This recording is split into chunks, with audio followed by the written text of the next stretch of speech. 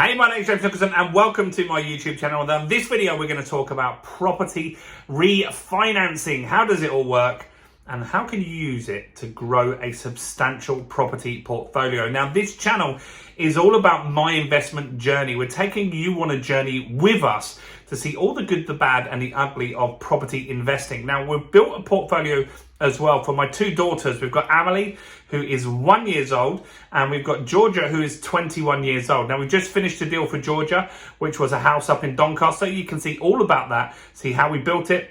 We didn't buy it, we bought it at an auction. How we bought it at an auction and how we renovated it. There's videos on this channel with all of the steps that we took in that. And we're just about to complete our second deal, which is really exciting too. Now, as I said, we want to talk to you today about investing and how to refinance a property. So first off, let's talk about what is an investment property. So what we're going to be talking today is mostly about a buy-to-let, or it could be your own residential property that you own. And at some point, you'll have bought that property. So let's just say you bought a house for 100 grand. And if it was on a buy-to-let mortgage, you would have put in a 25% deposit, right? And you would owe them 75 grand.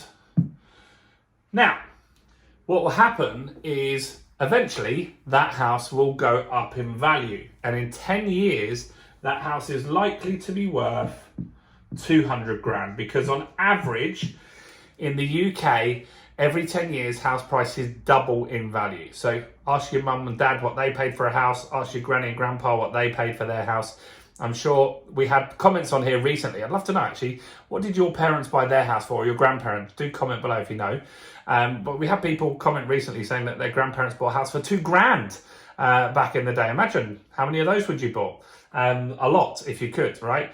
And so in 10 years, a 100 grand house is likely to be worth 200 grand. Now, if you had an interest-only mortgage, because you're an investor, you would have had a 75 grand mortgage. Now, you still owe that.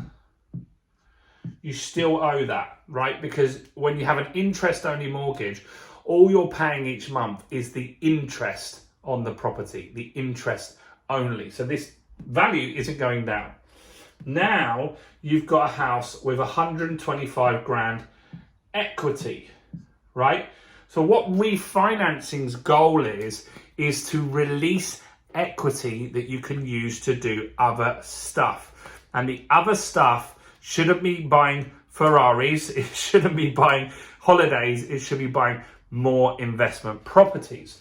So let's just see what we could do here. Now, this 200 grand house that you now own, in 10 years from now, your future self owns this. You can borrow 75% of the value of that house, meaning you can borrow 150k, right?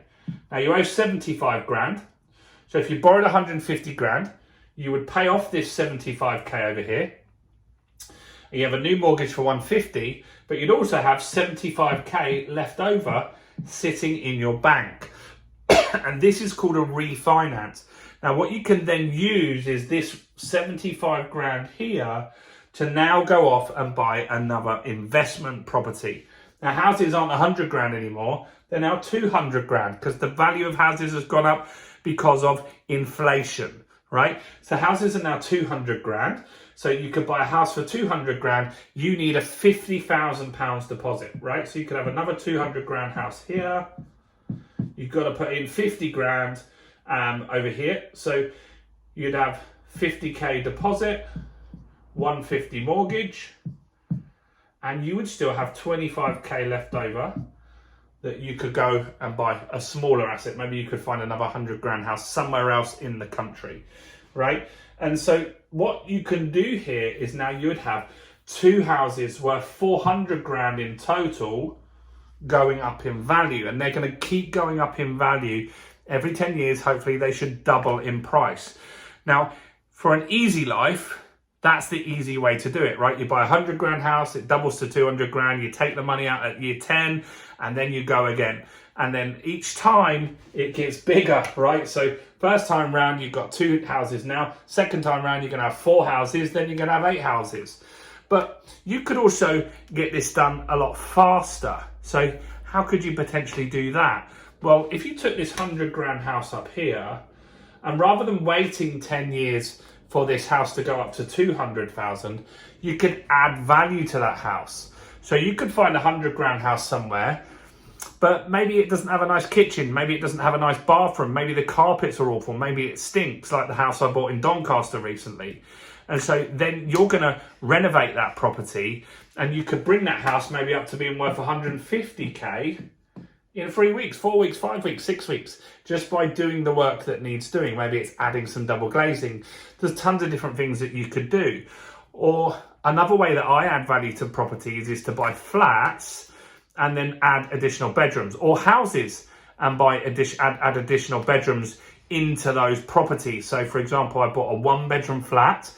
The living room was 45 feet in this flat, so we added a 2nd bedroom into that property. Next, we took a studio flat, and in that studio flat, we then looked at adding a bedroom in there, making it a 1-bedroom flat. And these things very quickly can add 50 grand to that property, which is very, very easy to do.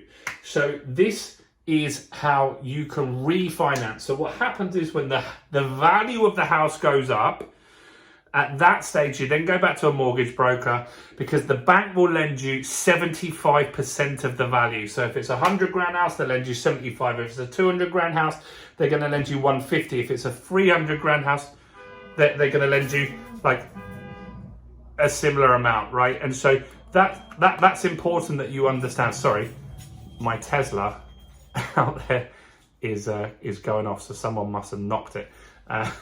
I can hear the alarm going off. So that's basically how it works, right? You allow the value to go up, and when the value goes up, you're going to pull money out and buy other investments. Then you'll have 2 going up, and when they go up in value, you're going to get more investments as well. So how do they go up? 2 ways. One is with time, that's with inflation. And secondly, the other way is to add value. Any questions you've got, which I'm sure you've got tons, comment below. Give this video a quick like. It really helps with YouTube.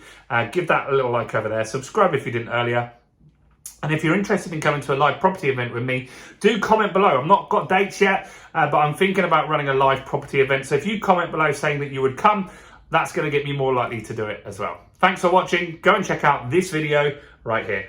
Bye for now.